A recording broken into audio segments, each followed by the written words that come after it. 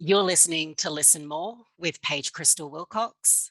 This is a podcast where I listen to people from around the world tell me what they would like to see less and more of in character depictions of people like themselves. What I like to do for this podcast is to let each guest introduce themselves. So without further ado, today's guest is Dr. Tim Ferguson. Yes, I'm a comedian, a writer, a film director, teacher of comedy for writing for the screen, and recently writing for stand-up comedy.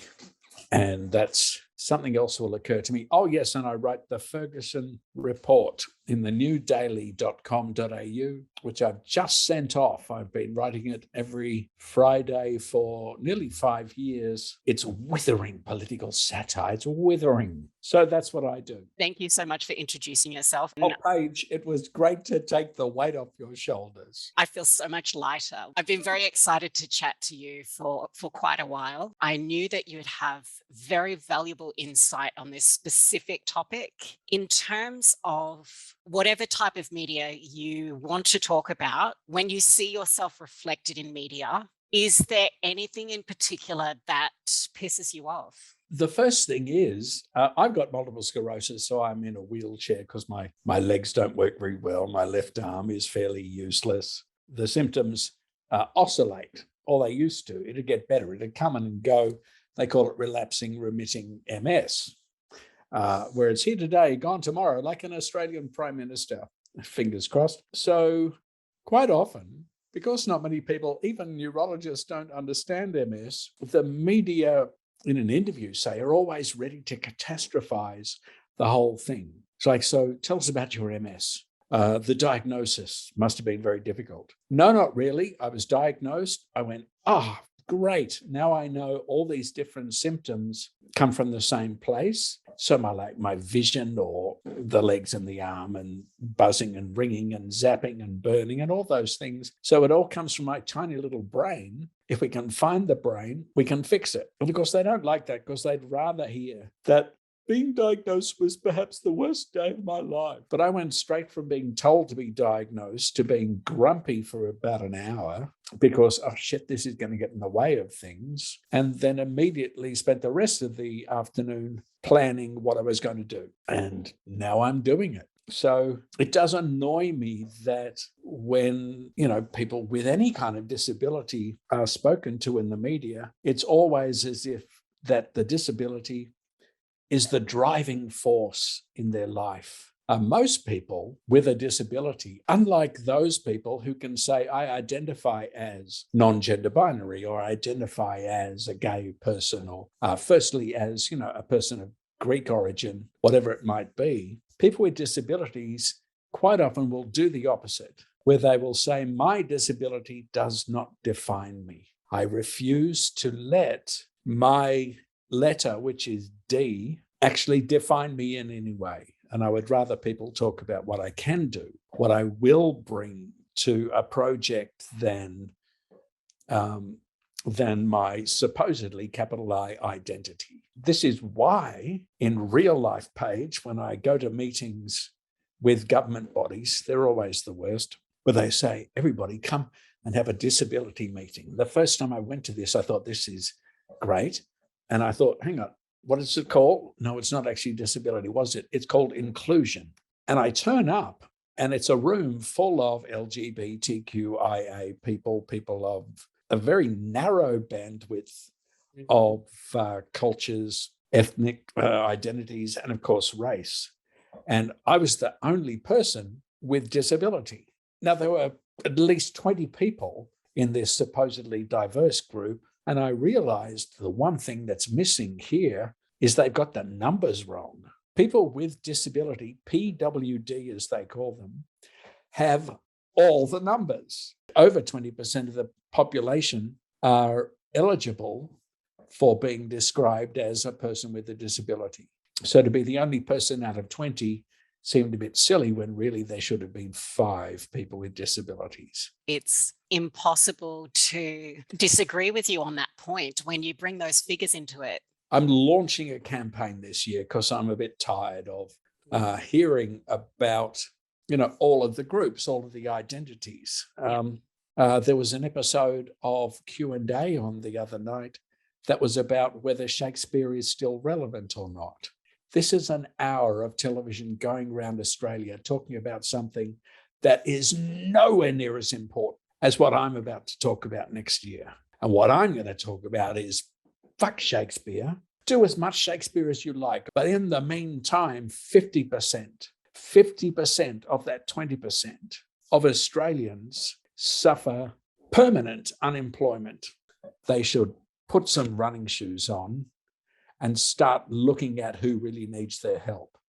And there are three groups. One of them is the homeless people. I never hear about them on Q&A. I never see them sitting on Q&A being asked for their opinion. And of course, people in abject poverty, and they are everywhere. There are people with disabilities who cover both of those groups. I know I sound like I'm angry about it, but that's because I'm angry about it. I'm sick and fucking tired. I'm sorry, I didn't mean to say the word tired. I'm sick and fucking exhausted of hearing people talking about the wrong things when really there is an elephant in the room and it's got to be dealt with. And there is no need for patience, no need for politeness, no need for listening. This revolution has to happen whether people want it or not. And I don't care how employers or government feel about it. That's this year you're launching into that? Yeah. It's going to be, for the rest of my life, I think. Bringing it back to media, though. Yeah, bring it back to media. Are there some particular storylines or traits or ideas around people with disability that you would like to see more of in film and TV? Well, yeah, I did a workshop with a group called Mind Frame. I hope I've got the name right. I think it is. And it was quite a while ago. And it was a workshop at a screenwriters conference, which is, if you don't want to get laid, go to a screenwriters conference. If you're just not in the mood, if you just don't feel like sex, even though you drink a lot, you just go to a screenwriters conference. Lovely people, but just the most useless human beings. The idea of the session was for Mindframe to explain that a lot of the time, people with disabilities, mental illness in particular, suffer the same storyline. So someone can come on a serial drama, people call them soapies, or in a movie or in a TV series, for example, Ozark, the third series of Ozark, where Laura Linney's character's brother turns up and he's got some sort of depression, whatever it is. They turn up and everything's great and everything's wonderful and everybody loves them. And then secondly, they have a hiccup and it's like, oh, all he did was spill his coffee, yet he does seem to have really roused on those people. Then that goes away. Then the character usually goes off their meds, and then the character becomes violent. And as they said, the problem with this is that it doesn't matter if you have bipolar, depression, schizophrenia, paranoia, whatever mental illness condition you have, it's the same storyline. And so they deal with the issue. And they can say, oh, we're dealing with the issue. But what they're doing is they're telling the same story about the issue, which is any mental illness will end up in disaster, with violence, with someone with a knife to someone's throat shouting at the cops. We've all been there. Well, I mean, that's the only way I spend my weekends. So I think that is something, if there is a screenwriter listening, and they would, because you've got lots of fans, there's a screenwriter listening. If you're going to deal with mental illness, take the violence and the breakdown out of it, or start there and show the story of renewal and redemption. Otherwise, get out of the pool because you're telling the same damn story. Series 3 of Ozark is ruined by the brother going through exactly those steps. And it's only disability. It's only a mental illness, for Christ's sake. People with mental illness, like anyone else, are perfectly employable because, like anybody else, there are days that they will have to take off because they're not well. You've had the flu. It can be much the same thing, where it's just People know that they're not on top of things, so they just don't go to work. Same thing for those, herpes people. I'm sure herpes people have difficult days where they just go, I can't go to work. I don't know how herpes works. You've got me wondering now. Right. Yeah. There's an excuse that you can't tell your boss. You just have to say, I feel a bit poorly, whereas you're feeling actually herpified. I would be interested to see a boss's face when they get that information from someone about why they're taking a day off because of being herpified. Sorry, that was just a side note there. Well, and I think there are a lot of them out there. So the boss might say, oh my God, so am I. It's very popular, I hear. Why else would people go to nightclubs? I've just lost my train of thought. Get it together, Paige. Get it together. So coming back to the topic, if a writer was to see a disabled person and be like, oh, I want to write a disabled person, is there a right way perhaps or a wrong way to consult with that random person they've seen in the street? Yes. Cultural appropriation. That's what you're talking about. Seeing someone who's having a different experience to you and, doing a bit of research and putting them into your narrative as a character. There's been a recent bout of people who say that we shouldn't do this for other cultures, that you can't write about the experience of, say, a Syrian refugee unless you are a Syrian refugee. These people haven't seen Star Wars, an enormously successful film franchise written and devised by a man who did not grow up on a distant, dusty planet far, far away a long time ago with robots in his house. So when it comes to writing about people with disabilities, people should feel free to appropriate that story however they want. There is no responsibility to people with disabilities, apart from, ideally not to do what I was talking about before. The only responsibility is to say something new, say something original, and tell a story that ideally hasn't been told before. It doesn't have to work out well for the person with disabilities. Davros in Doctor Who was in a wheelchair. Nobody said, go easy on Davros, the creator of the Daleks. Go easy on him because, not only did he have a mother, but also he's in a wheelchair. We have to be able to go beyond the disability to say, okay, here's a character who's blind. She is also an irritating cow. Because at the end of the day, you're not saying all blind people are irritating cows, although I want to see the research. But you're just saying this character has this limitation. They can't see anything, but they're human. They've got a personality. They have difficulties, my students, writing about young female characters. Because, unless they've been one, they're not quite sure what to say. And if they have been one, they don't want people to get the wrong impression by saying, oh, well, all young women must be like this. So they make them, and here is the word, if you ever see it in a character description, you're dealing with one of these people. They call them sassy. Dominique is a sassy teenage girl. No nonsense. It's like, what does that even mean? What's sassy? That's sort of what's sarcastic and sniping? Or is sassy that she's witty and likes wordplay? Or sassy in the sense that she's rebellious? But they're very different meanings of sassy. My thing is pick one and exaggerate it, you idiots. And same thing with disabilities. It's okay to have a character with a disability who is also a mouthy, controlling prick, because it's about being controlling.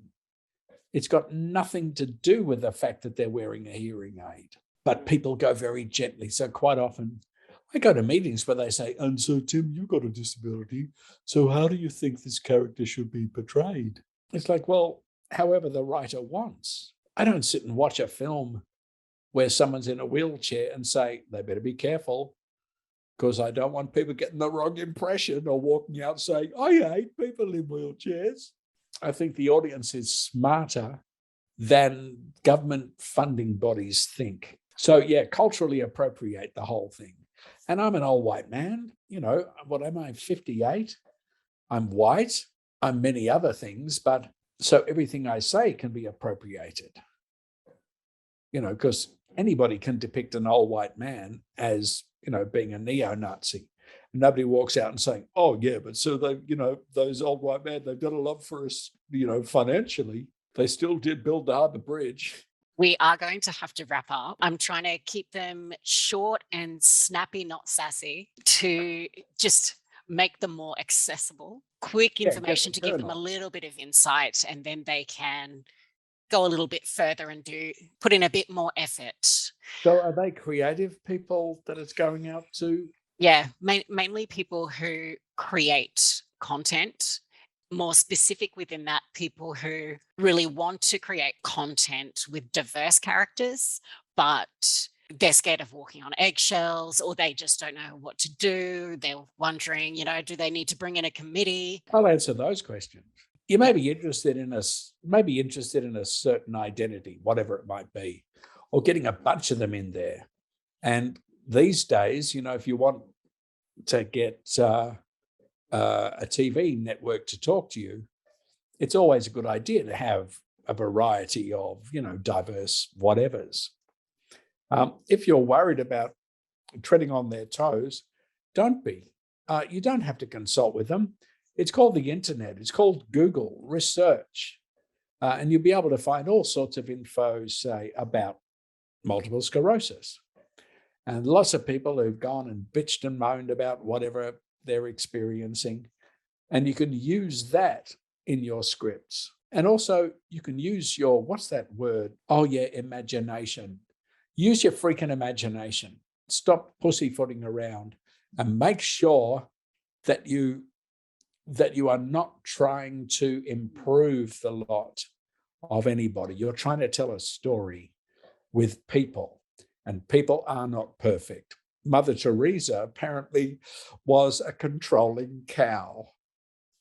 So tell a story about real people who just happen to be LGBTQIA plus.